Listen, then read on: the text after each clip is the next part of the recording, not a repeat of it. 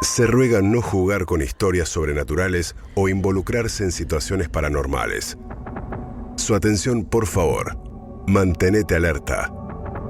Todo puede suceder. Llega un cuento chino, solo por Metro.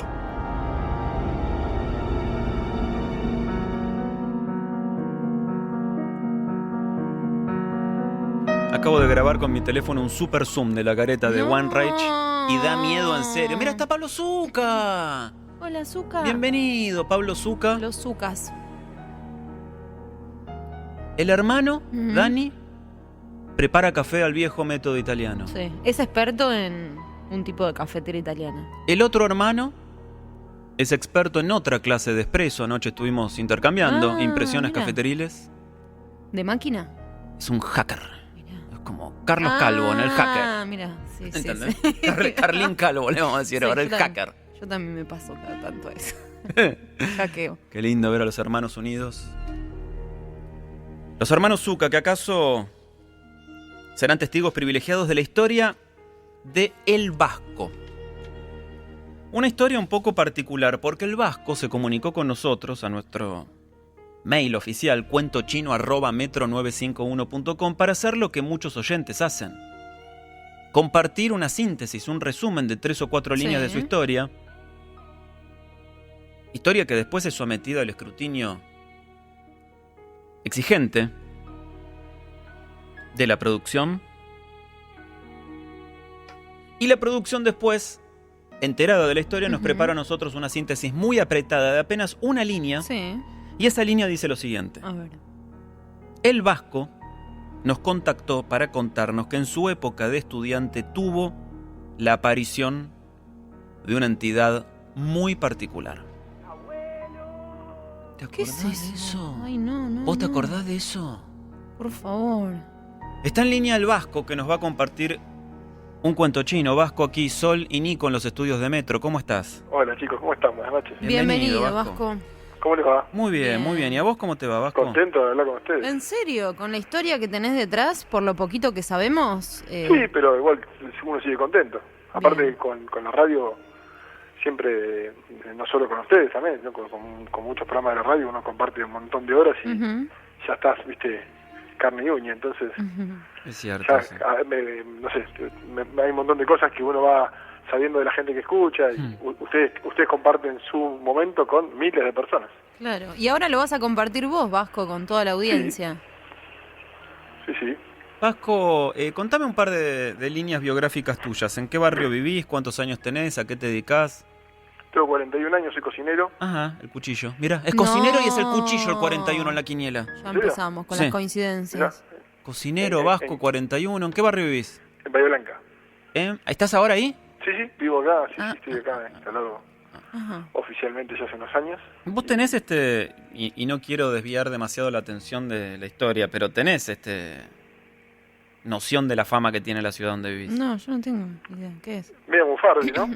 ¿En serio? Claro. Sí, No. una vez lo escuché a Darín que dijo... Sí. No, no es, Escúchame, es feo decir José, eso en una ciudad. Vamos a invitar al escritor Martín Coam, Sí, que es amigo nuestro, que escribió una novela con el nombre de la ciudad, y es toda una novela uy, debo que buscar. gira alrededor de la fama de mufa De que ese tiene la mito, ciudad. mirá. Que es una locura Mm, atribuirle a una sí, ciudad totalmente. la fama de mufa. Es una locura y una indignidad hacerlo con cualquier persona, Claro. porque Igual eso no es- te no es- carga un San Benito que Sí. es tremendo. Pero no es de igual de ahora, ¿eh? No, es viejísimo Sí. esto. Estoy hablando de la época de los fortines, Sí, por eso te donde digo. los soldados decían que las tropas de Roca, en la campaña del desierto, donde Bahía Blanca fue un punto bastante importante,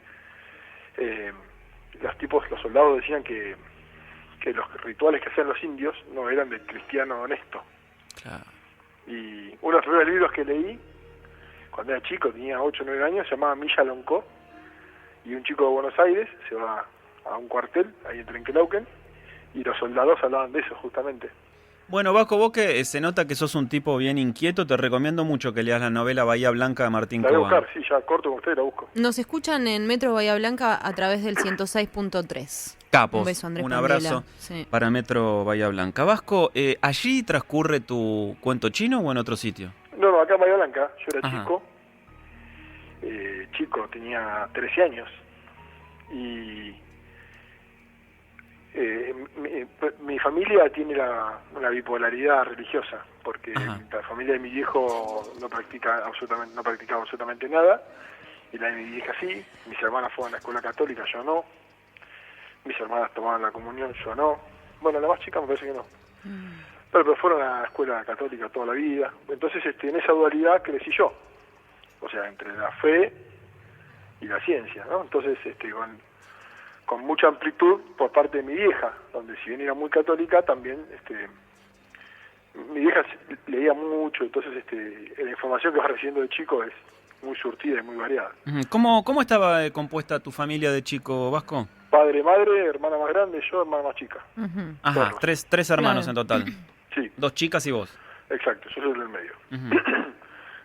Entonces, y en todas esas cosas, obviamente, la fe tiene esos bemoles, ¿viste? Uno elige a qué aferrarse y, bueno, cada quien, hay que respetar la posición de cada uno. Vasco, esa práctica que por ahí vos no tenías con respecto a tus hermanas, como la confirmación o la comunión y demás, ¿era porque vos no querías o porque en ese momento tus padres estaban pasando por un momento que decidieron no iniciarte en ese catequesis o en yo fui a la escuela pública, yo fui siempre a la escuela pública y mis hermanos a la escuela privada.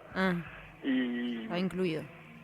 Estaba incluido, digo, en el combo escolar, digamos. Claro, pero en ese momento esa escuela era muy fuerte, estaba regida por monjas que vivían ahí en el edificio. Es un edificio muy característico acá en Bahía Blanca. Entonces, se dio como, no sé, yo me imagino que mi vieja habrá hecho una concesión donde las nenas van a la escuela y hagamos lo que podamos y llevémoslo a una escuela. Bueno, entonces, pero más allá de eso, ya te digo, mi papá no hablaba jamás de la fe, de nada, nunca se explayó al respecto, nunca se tocó el tema con él, pero mi hija era muy católica, ¿viste? Y tenía sus santos, sus estampitas y todo. Mi hermana más grande, siguiendo un poco esa línea, mi hermana es muy espiritual, la más grande, y tiene un vuelco muy fuerte a la religión, a la fe. Yo también tengo yo tomé una posición muy particular al respecto, donde la formé yo solo, donde si bien me reconozco como una persona creyente, me bautizaron y todo, pero me reconozco como una persona creyente, pero no soy un devoto, no sé rezar, no suelo ir a misa, y cuando voy a una iglesia, voy a cualquier iglesia en cualquier momento sin importar la situación, digamos.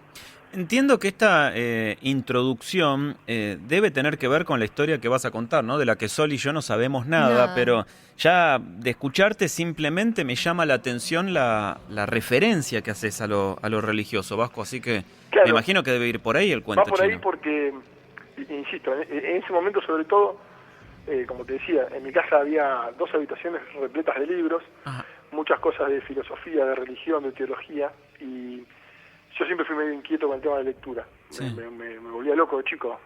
Mira cómo le saqué la ficha de entrada, ¿viste? Que te lo dije. Mirá vos, Vasco. Y vos sabés que me falta el tuyo, que me voy a comprar ahora dentro de un poquito. Bueno, lo podés conseguir en todas las librerías del país. Sí, ya lo fui a buscar. Gracias. Ya lo encargué, de hecho. Capo. Y, entonces, al formar eso, imagínate que a los 13 años estás en una edad, viste, media bisagra, donde yo no me había adaptado a la escuela, no me había adaptado muy bien a la escuela, una escuela de mucha exigencia académica, una escuela técnica de jornada, yo estaba más a la pelotita del deporte que otra cosa.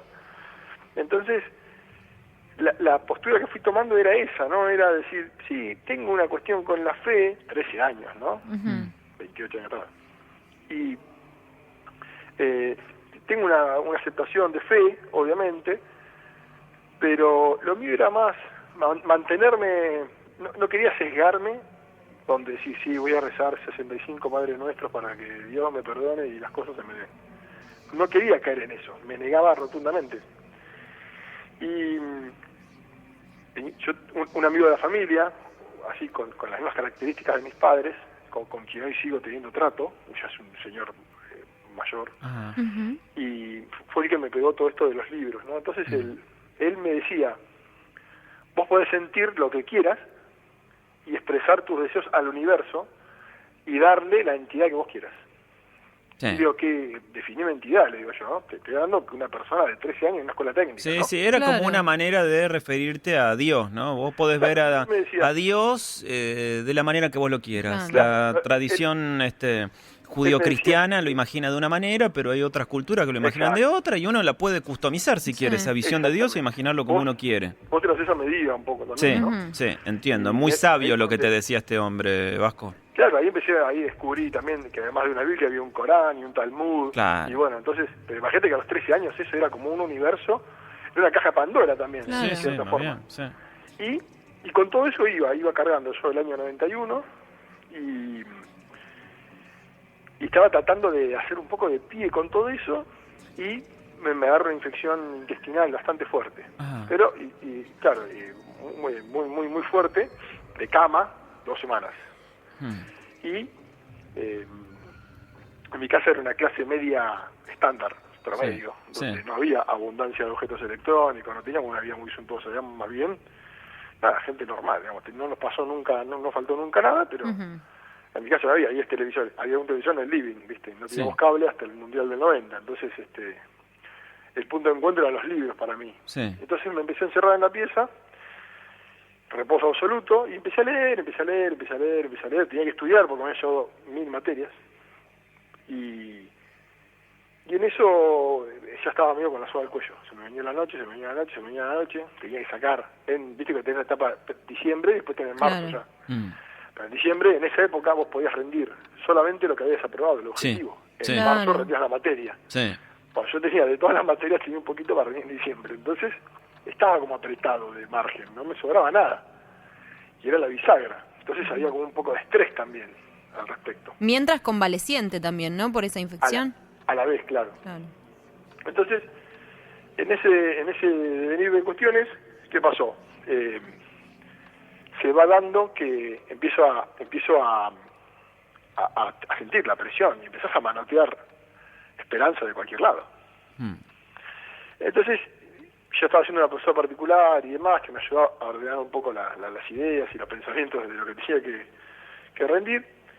Y en ese momento, cuando yo ya estaba más, empezaba la época de ir a rendir el examen, ¿viste? De ir a presentarse y empezar a pelear la nota, ¿no?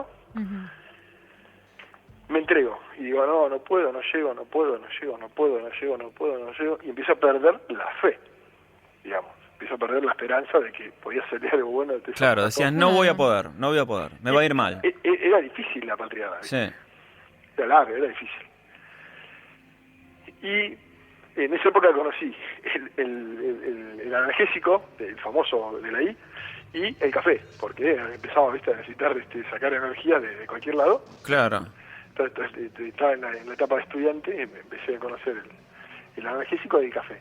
Mm. Y mi vieja me empezó a dar, me acuerdo porque justo después cuando mi mamá falleció a la postre, hace 4 años, salió ese tema. En su lecho final surgió ese tema. Entonces, lo tengo mucho más presente. Como no lo tenía durante todo este tiempo, ¿no? Entre el 2014 y el 91 no lo tuve tan presente. Lo tuve más presente cuando Claro, mi claro. mamá. Pero, ¿qué pasó, Álvaro? Pasó que yo estaba acostado durmiendo la siesta, Sí. pero no había podido dormir hablame en criollo, ¿no? El cagazo que tenía. Sí. Claro.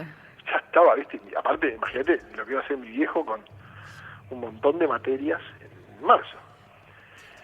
Y mi mamá había puesto unas estampitas.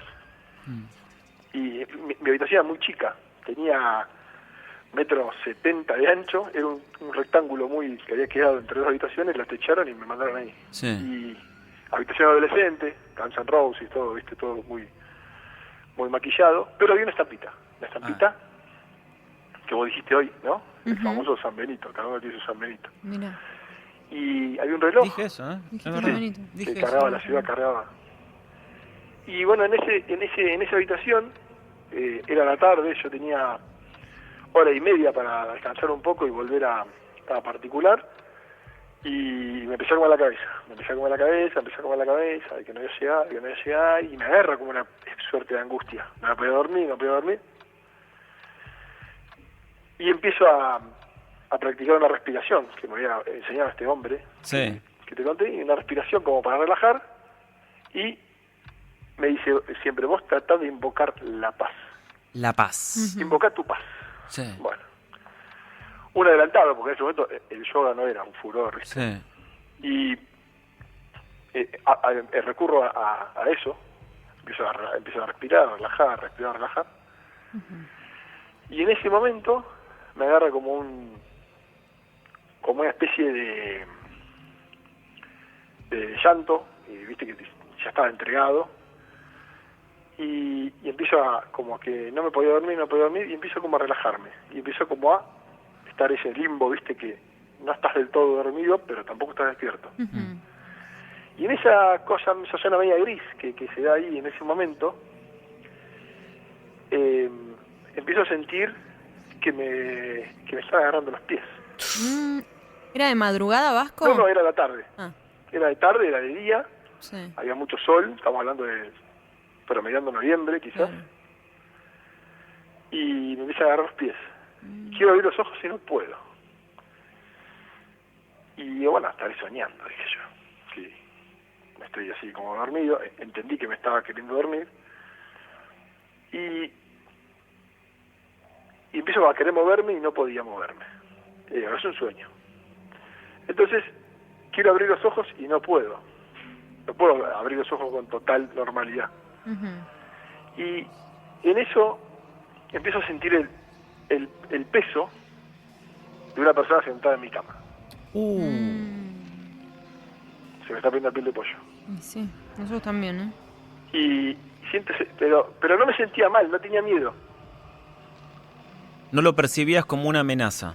No, en absoluto, nada más lejos. Y estaba así medio inmóvil y no me podía mover, estaba inmovilizado. Digo, estaba así como duro, no podía moverme, pero tampoco podía abrir los ojos. Sí. Y yo seguía pensando, digo, estaré soñando. Entonces, pregunto, ¿quién es? Y me dice, no te vas a despertar, tenés que descansar. ¿Reconocías esa voz, Vasco? No, jamás. Una voz masculina, muy suave, muy pacífica. Una voz que no tenía nada de atemorizante. En absoluto, no, nada, cero. ¿Y entonces? Y en ese momento, yo digo, ¿quién sos? Y me dice, ¿quiénes somos? Vos nos llamaste y acá estamos. Y digo, no, esto no está pasando, dije yo. Sí está pasando. Y ahora vas a sentir un calor en las piernas. Y las piernas me sube un calor del tobillo hasta la pelvis. Un cosquilleo, un calor, una temperatura así, no normal, digamos. Y abro como un poco los ojos y no veo nada, absolutamente nada veo. Pero siento la presencia de la persona sentada en mi cama. Claro. Miro el reloj, había un reloj en la puerta del lado adentro, yo tengo un reloj de plástico. Y yo digo, esto no está pasando. Y me dice esta persona, sí está pasando. Y son las 3 menos 5 de la tarde. Y eran las 3 menos 5 de la tarde. Y te respondía, vos le hacías preguntas y te respondía. Pero con la sensación de los pies tomados. Claro. Sí. Y con la imposibilidad de abrir los ojos. Claro, estaba así como en ese momento. Claro. Así, estaba muy conectado con la situación, pero no, digamos, no podía tomar parte. Sí. Lo intenté, me llamaba mucho la atención. Y yo seguía, viste, como angustiado, así como llorando, como con esa lágrima, viste, con esa, como que te estás desahogando de algo. Entonces me dice, vos quédate tranquilo. Hoy vas a ir a estudiar, vas a ir a aprender, vas a saber y vas a poder hacer. Esa frase me quedó grabada, obviamente, ¿no? Por los años. Todo eso te dijo, claro, sí. Vas a ir a aprender, vas a saber y vas a poder hacer. ¿Y entonces? Y de repente ese calor que me había subido anteriormente por las piernas me invade todo el cuerpo. Me acuerdo mucho de la sensación del plexo de la zona del pecho. El pecho, claro. Una energía. Claro, después yo con el tiempo lo fui asociando, en algún momento lo hablé con mi vieja.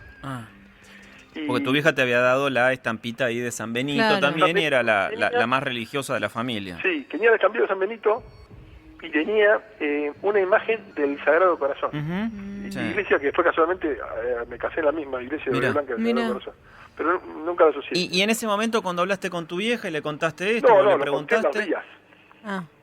Le conté a los días. Claro, ¿y qué te dijo ella, tu vieja? Yo Que quedé, era más claro, con todo esto. creyente, digamos. Quedé Vos quedaste muy impactado. medio impactado porque aparte era algo muy desconocido, no lograba atar cabos, no entendía qué corno había pasado, no entendía nada. ¿Y en ese momento desapareció directamente Vasco? En ese momento me desperté llorando, Ajá. eran las 3 menos 2, había Sí. pasado todo en un lapso muy, muy rápido. 3 minutos, claro. La cama estaba hundida, la cama se hundía con facilidad, y yo estaba, la cama estaba hecha y yo me acosté arriba, o sea, Claro. la cama estaba hundida, y con la primera persona que lo vi fue con mi hermana más grande. Ah, Le comenté, y mi hermana más grande me dice que sí, que tranquilamente puede haber pasado, que es una entidad celestial divina, que hay ángeles y demás, y que, Mamita. bueno, etcétera, etcétera, ¿no? sí. Entonces, a los 2 o 3 días pasó como una semana para que hablé con mi hermana yo. Sí. Y digamos, 10 días posterior al suceso hablo con mi vieja y le cuento. Entonces me llevan había un señor acá en Bahía Blanca muy famoso, una persona que dedicó los últimos años de su vida a ayudar a la gente gratis, Sí. Ah, mira. desde el mentalismo, digamos, de un espiritista. Un asesor espiritual. La magia blanca, claro. Y nunca les cobró un peso a nadie, jamás. Entonces, en ese... Te llevaron ahí a verlo a este hombre. Mi vieja me lleva a verlo a este hombre. Sí. Y ibas así, sin turno, ibas y te atendía cuando él podía, cuando él quería. Entonces me sienta el tipo, me atiende y me dice, me mira, se ríe, mueve la cabeza para un lado, mueve la cabeza para el otro, como estudiándome, me mira, me agarra la mano y me dice, tuviste una visita hermosa, ¿no? O sea, No nunca me le habíamos contado digas. nada al tipo, o sea, no lo conocía. Sin Vos saber, claro. Te vas, dijo, en un tuviste barrio la re visita lejos, una casa hermosa. re lejos, llegabas, Te sentabas, afirmó. Claro. Te afirmó, tuviste la visita hermosa. flaco, me estás cargando, si no te conté nada, ¿cómo sabes? Claro. Y me agarró la mano y se reía, y cerraba los ojos, me acuerdo de la mirada de este señor, con eso, y me dice, y para rematarla, más chino que nunca, Sí. me dijo un resumen, me dijo, vas a saber y vas a poder hacer. Ay, la misma frase. Dios Y ahí, había pasado un mes y pico ya de que pasó esto, ¿viste? Ajá. Y ahí me dije, pasó posta, digo claro. yo. Existió todo esto, no fue un delirio mío. Entonces, con los años conviví con eso y lo fui guardando, lo fui internalizando. Vasco, un par de preguntas. ¿Aprobaste? Sí, me llevé una sola materia. Aprobaste. Muy bien. Y una pregunta que puede Igual ser... me pelé el Sí, traste. está bien, digo, no era solo que te Estudiaste, ayudaba la divinidad. Y una pregunta que puede ser un poco más delicada, pero que te la voy a hacer teniendo en cuenta la introducción que nos regalaste. ¿Vos creés que se te presentó Dios esa tarde? No sé si tanto, no sabría decirte, la verdad no te puedo responder eso. Si te respondo quizás caigo en un prejuicio personal. Tengo una idea yo armada en función de estos años, de lo que me gusta leer, investigar y demás, de que quizás, entiendo yo, probablemente, hay muchos libros y muchos teólogos que marcan que hay un ejército divino de ángeles y custodios que están siempre al servicio de lo bueno. Vos sentiste que ahí recibiste el auxilio de lo bueno. Y esto que pasó hace mucho, hace casi 30 años, Vasco, vos me imagino que como toda persona habrás tenido momentos buenos, momentos malos en tu vida. En los momentos malos, ¿apelaste a estas palabras? ¿Trataste de volver con el corazón y con la cabeza a ese momento? Siempre vuelvo. Ujú. Siempre vuelvo. Cuando falleció mi mamá, una enfermedad muy larga, muy tortuosa, se salió el tema. En un momento de su enfermedad que hubo que internarla en un hospital, salió el tema. ¿Con ella? Con ella. Ujú. Y me dijo,